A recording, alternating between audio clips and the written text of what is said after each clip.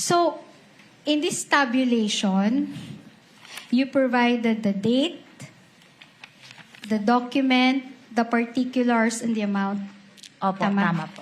But you did not provide the place of payment. Wala pong, ang nilagay ko lang po hanggang dyan.